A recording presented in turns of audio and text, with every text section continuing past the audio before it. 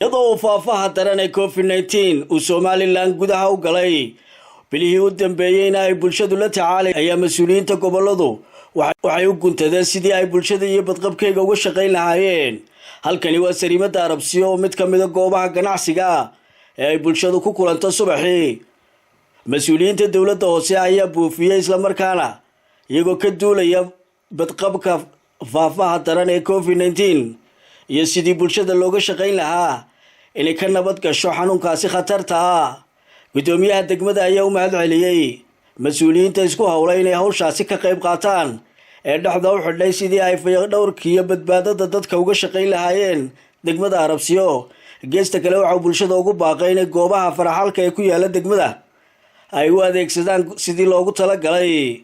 Gudoomiyaha amurahaasi ka hadlaya ayaa waxa ka mid ah hadaladiisii xaalada caafimaad oo laga taxadirayo caafimaad darrada iyo nadaafad darrada iyo wax kasta oo sababi kara in xanuun ka dhasho.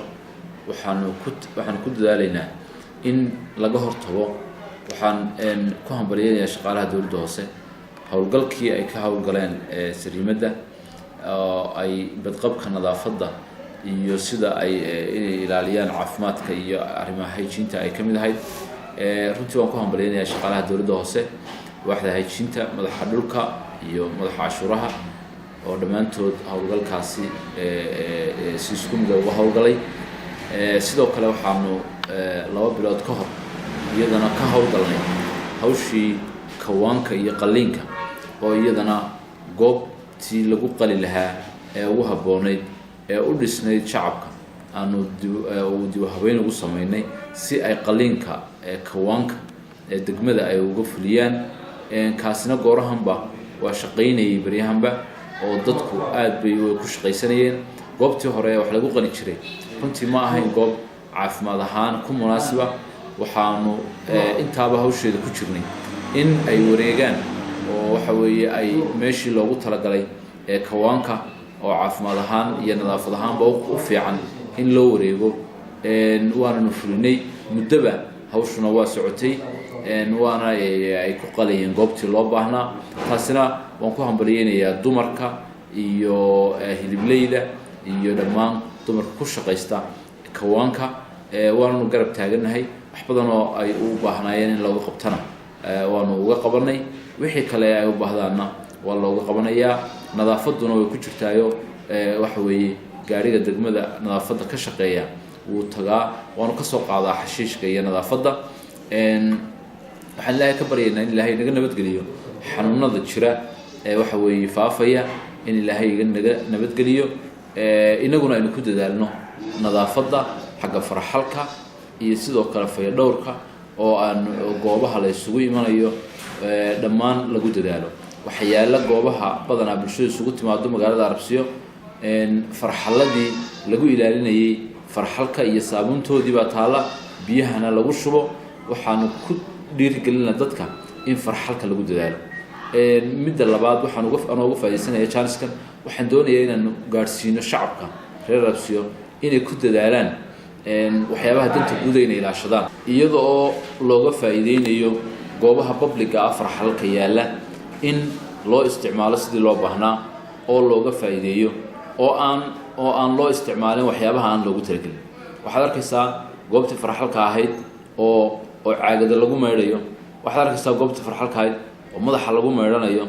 waxaad arkaysaa goobtii farxalka ahayd ee loogu talagalay in lagu farxasho oo wax aan loogu talagelin oo farxalka ka badan lagu qabanayo. ama waxa weeye qof dumar intuu weel soo qaado oo weelkii ku xalaya meeshaas looma baahna loogumana talagelin waxyaabahaasi. qofka farxalka iyo saabuuntii baa is ag taalla in lagu dadaalo oo qofku markuu farihiisa meelo kala duwan soo mariyo inuu gacmahiisa nadiifiyo oo uu farxalkan ku farxasho. saasaa loogu talagalay. waxaanan ka filaynaa in shacabka reer Arabsiyo ay fulin doonaan awaamirtaasi in lagu dadaalo badqabka in lagu dadaalo kala fogaanshaha iyo in lagu dadaalo nadaafadda oo gacmaha la meedhayo.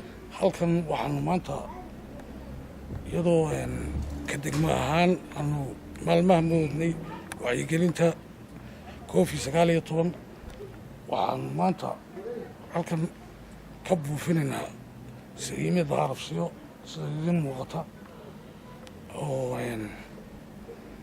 dadka dee meeshan ku ganacsada ay suurtagal aanay noqonayn subaxii oo kale la yimaado oo meelihii ay bulshada iskugu imanayeen tahay